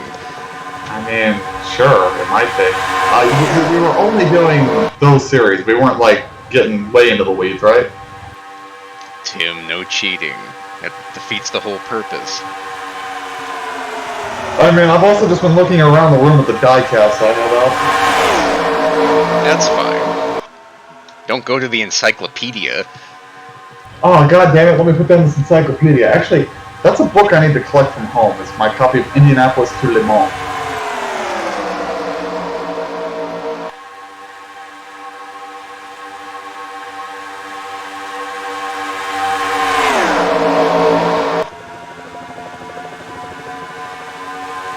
I can think of one that's definitely not 2 syllables. Alright. Juan Pablo Montoya. Yeah. Ben Gear's 2 syllables, right? Craig Lee's 2 syllables. Ken Joint. Steve Spears. I don't think Spears is 1 syllable. It is.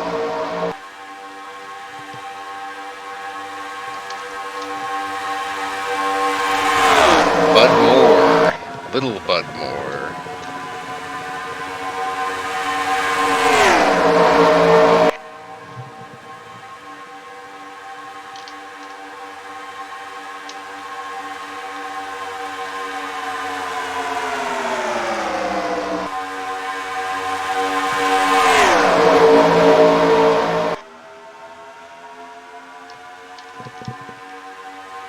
Ooh, Michael blew up.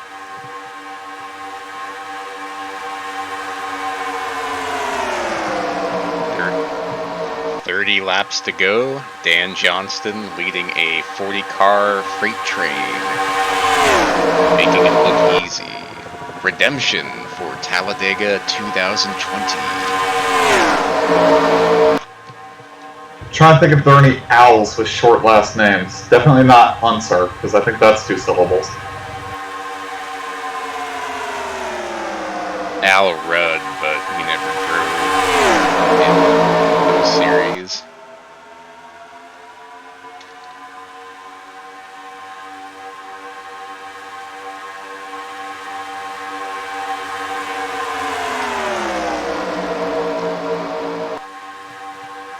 I want to say Stick Elliott, but it's not. I don't think Elliott's 1 syllable, is it? No, no. Otherwise, Bill Elliott would count.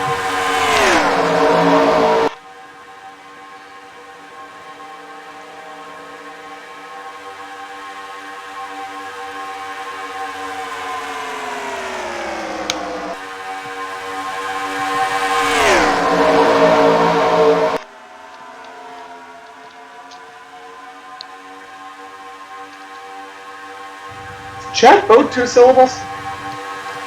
Yeah. Is he related to Billy Boat? I'm not sure. That I'd He have to is. That's his dad. Well, that's Shadow's dad. Alright, I'll put that one down. Good guess, Mr. Tim.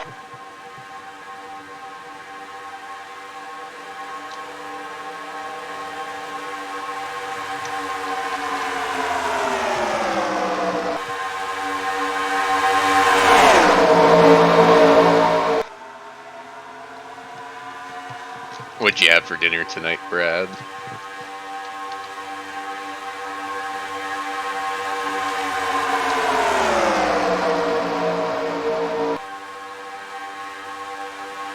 Is Jones one? No, Jones is 2 syllables, right? No, it's 1. Then Ed Jones, Who's that? an IndyCar driver. Oh. When? Recently. I think he may actually be active in the series still. Let me check. I've heard of Jagger Jones. Oh, he's not active anymore, but he did run a truck series race. He last raced in IndyCar in 2021. I thought he was still racing. I think he's lost his ride to Pelot now that I think about it. Pelot's in a top team, though. He is now. Yeah. Oh. Ed Jones is in the 10 car for Ganassi until the end of 18. Then he went to Ed Carpenter, and then in 20, he took 20 off, and in 21 he ran for Dale Coyne. Interesting. And apparently he's running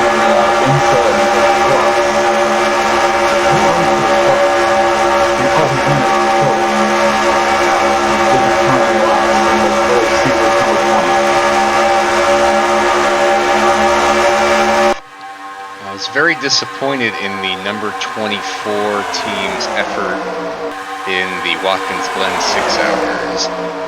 I haven't finished watching the race yet. Have you done the fantasy points? No, I haven't touched fantasy points for that one yet because I haven't seen the race. I'm about like 2.5 hours. Now, I only started them because they were there. Which team are you complaining about? Number 24.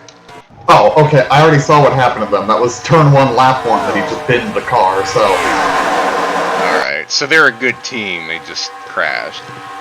The BMW has struggled this season. Going into Watkins Glen, BMW I don't think have been on the podium yet, but I think it's been spoiled for me that they corrected that, but I'm not sure.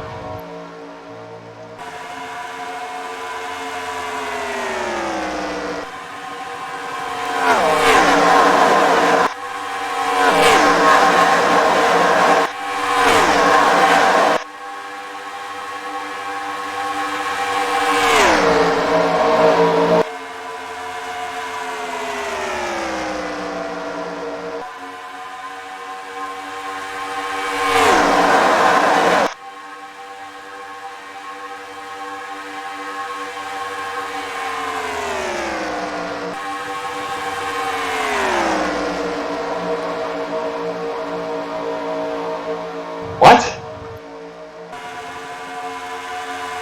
Oh, okay. I may be cheating, but I'm discovering weird names on Racing Reference. Did you know that Buzz Aldrin has a racing reference? How many miles did you run? Hang on. I can get that for you. Well, let's see if he ran... Oddly, it's only giving it to me in kilometers. I can convert that.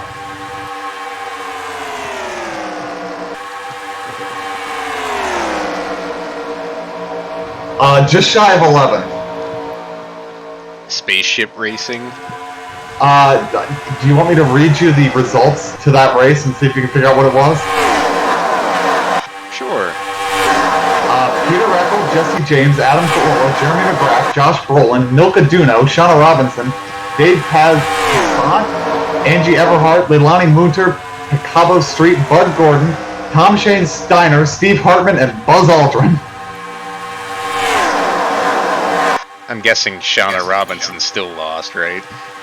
That was the order in which they finished. Isn't that Irwindale thing or something? No, the Long Beach Toyota Pro Celebrity Race. Yeah, that's what I meant. In 2003. I remember loving to watch that race, but it turned into a shit show at a certain point. But now, you have a trivia answer. And somebody asked, what do Dale Earnhardt and Buzz Aldrin have in common? They both raced the number 3. Wow. Also, from the looks of it, Buzz Aldrin didn't crash. He just got lapped in a 10-lap race. He was like 80 years old. I mean, he was old in 2003. I'm now just going to look at these close pro celebrity races here. Let's see. Do you know who's won the most pro celebrity races? Howard Stern. Alfonso Ribeiro. That sounds about right. Let's see. I think he's the only one with 2 wins. It certainly looks that way.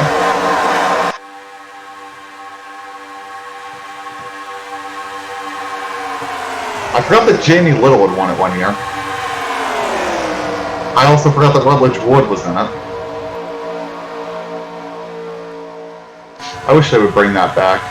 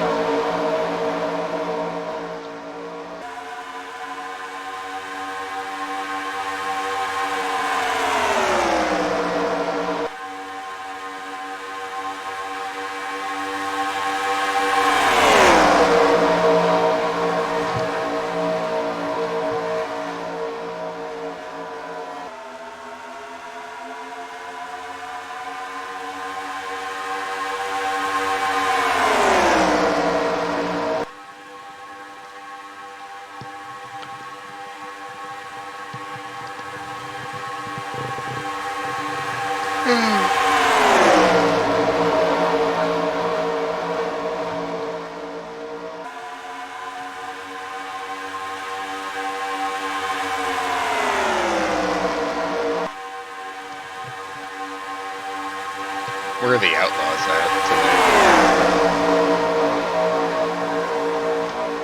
I can tell you where they ain't gonna be. Alright.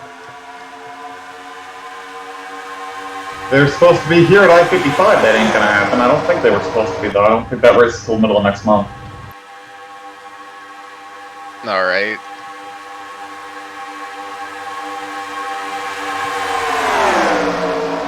How far are you from Kenny Wallace's house?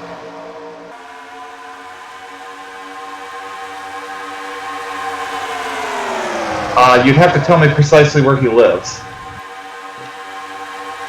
I'll figure that out at some point. But I'd like you to make a cameo appearance.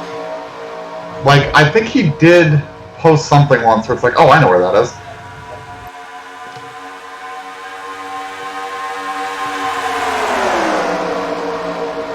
Have you ever met him or Ken Schrader? No, I can't say that. Well, I've seen Kenny Wallace. I've never even seen Kenny Schrader. I saw Kenny Wallace when I went down to the track, so I've seen him race.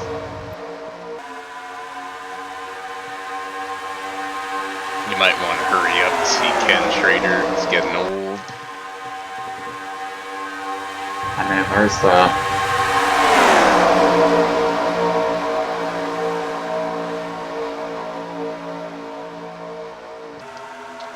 I guess Carl Edwards wants to drive the Richard Petty car. Or was it the other part-time car? I don't know.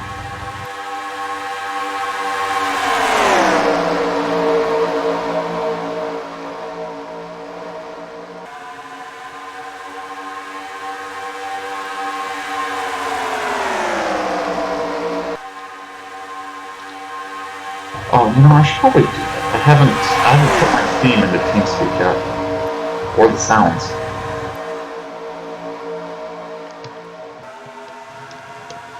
Oh, the folder for the sounds is empty.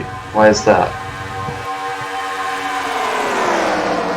Well, I have the RAR, but I don't have WinRAR on this computer, so I guess I'm just not going to get those for a while. Oh well.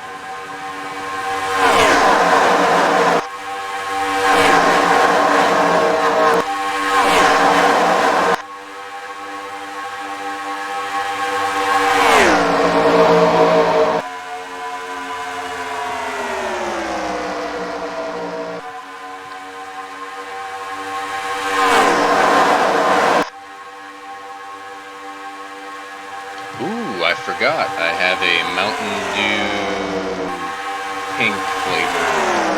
I will be back in 1 minute.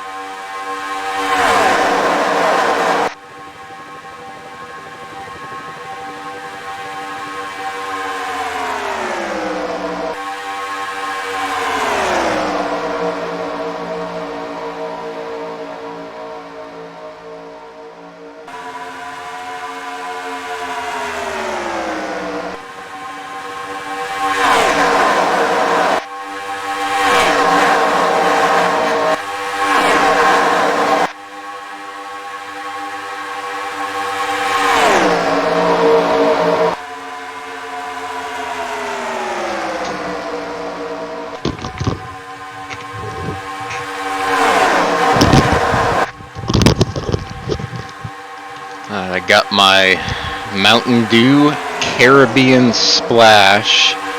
Dew with a blast of natural and artificial guava flavor. How did you pronounce that C word? Guava. That doesn't start with a C. It doesn't begin with a C. Yes, I asked how you pronounce that word that started with a C. What? One of those words started with a C. I'm asking you to pronounce it again. Caribbean? I was just wondering which one you were going to go with. I'm way past that, man. Clearly. Alright, 6 laps to go. John Batista ahead by 3 car lengths. Ben Gear, Matthew Dominique, Craig Lee with a wrinkled left side. Ken Joint, Rick Jackson, Steven Spears, all going for the win.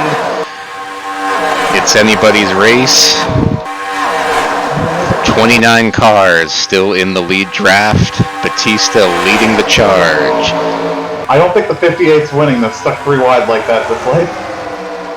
He's a lap down anyway. So I'm going to stand by that.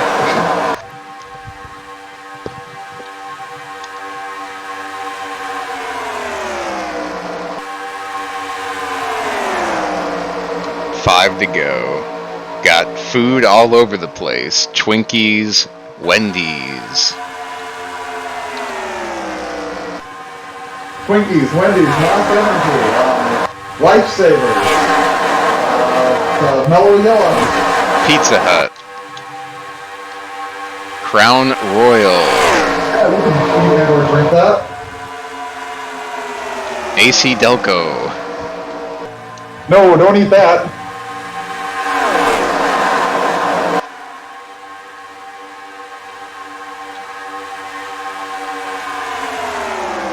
They keep fighting for second. JB's not going to have a hard time here. I think Rick and Foley might have the cars to do it. Also, please do not eat the Green Bay Packers. Or the Patriots, if they don't put the Green Bay Packers. Yeah, I've never tried Patriot before. Are you a cannibal?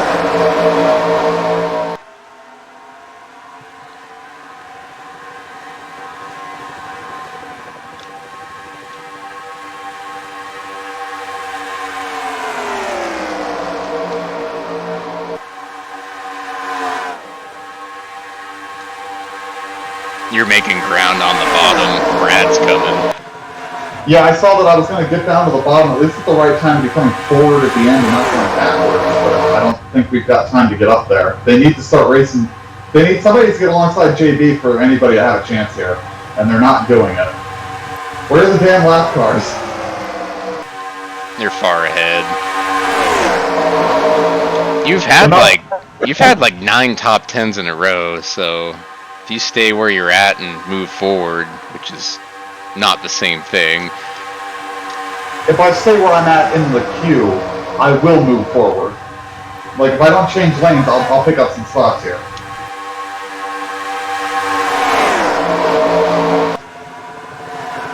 It's a good way to word it.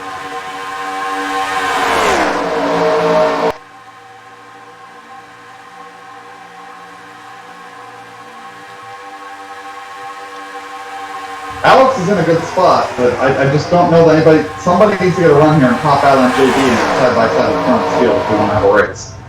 Also, don't eat the Rockies. A lot of sports teams up here. Foley needed to be the one to pop. Oh, nope, Alex is in a bad way now.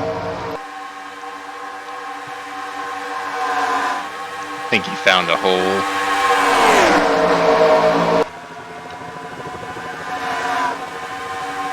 He just snuck himself back in there. They're going to catch these left cars on the last lap, aren't they? Unless they're fast in their car.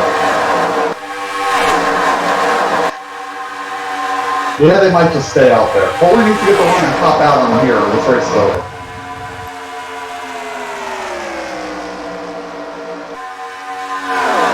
I think JB has their draft That's helping him pull. It would do that. Because they usually don't pop out at the trials, so I think this thing's over. Where am I going to end up? Like 7th? Coming to the line, number 39.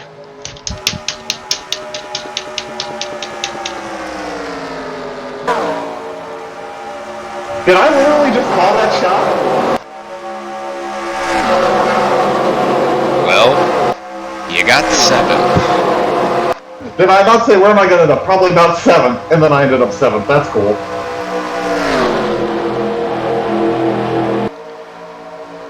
And final results, John Batista, your 5th win of the season for him. Foley's best finish of the year for him. Dakota 3rd, Ken Pettit 5th, Alex Crapser 4th, well needed. 2 Lucas Racing drivers in the top 5. Matt Raboyne 6th, Tim McDonald another top 10. Markel Murphy 8th, John Tharp 9th, Dave Butterworth 10th. A good run for him. Chauncey Redmond Jr. 11th, Zach Michael another top 20. Dave Miller, Dan Johnston, Donald Stewart 15th, Ben Gear 16th, William Perry, Bink Lucas, who somehow made it on fuel after not pitting, Jonathan Scrabix and Matthew Dominique 20th. Christian Torres 21st, Bill Werkheiser 22nd, Zach Miller 23rd, Craig Lee 24th, Ryan Heuser 25th, Tony Pizarro 26th. So you finished 18 spots ahead of Ryan and 19 spots ahead of me. So you're going to have a pretty big points lead now. Woo! Alan Wiped out in a few weeks. Alan Nesfeder 27th, Steven Spears 28th after nearly going for the win with 6 to go. Scott Jackson 29th, and a top 30 for Dalton. All right. Trey Larkin 31st, Jimmy Stevens 32nd, Frank Womack 33rd in his first career Extravaganza start. Tony Gunk 34th, Aaron Cummings, Randy Dobbins, Dave Daniels, and Tony Long 38th. Lap down cars, Rick. I thought Rick was going for the win at the end. Never mind. 39th, 1 lap down. Ken Joint 40th, 1 lap down. Logan Sheets, Rob Scarberry 1 lap down. Adam Crapser 2 laps down. I thought he was in it too. Scott Deutsch 5 laps down after a great run early, and Michael Henson engine only 1 DNF in 160 laps. Did you get to watch the Bonanza race yet? I saw the end of it. I'm glad Mogard won. He needed to win. He won. That's good. Any crashes?